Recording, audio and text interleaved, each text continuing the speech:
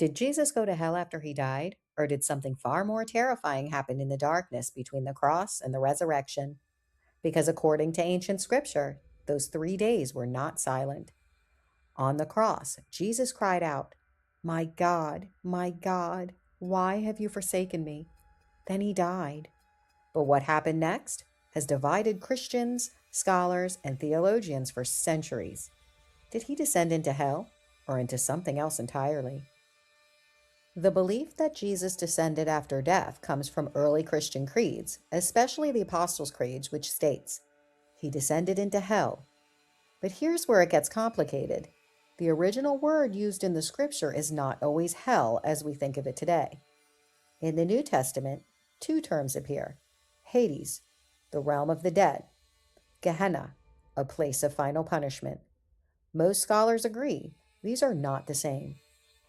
In First Peter chapter 3, verses 18 through 20, it says, "Christ, being put to death in the flesh but made alive in the spirit, went and proclaimed to the spirits in prison." And in Ephesians chapter 4, verse 9, "He descended into the lower parts of the earth." These passages led early Christians to believe Jesus didn't go to hell to suffer. He went to proclaim victory. There are three main historically accepted interpretations. One, the harrowing of hell, the early church view. Jesus descended into the realm of the dead, not to be punished, but to free the righteous souls who had died before him. Figures like Abraham, David, and the prophets, waiting until that moment. Two, proclamation, not rescue.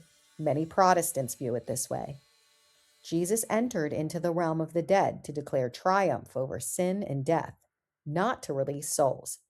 A victory announcement, not a rescue mission.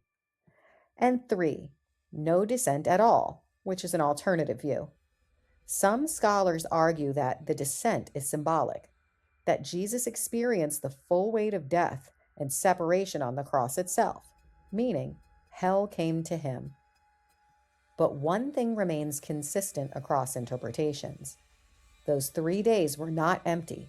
They were active, intentional, and victorious. Not defeat, not suffering, but confrontation between life and death. On the third day, the tomb was empty, and whatever happened in the darkness ended in absolute victory. So did Jesus go to hell?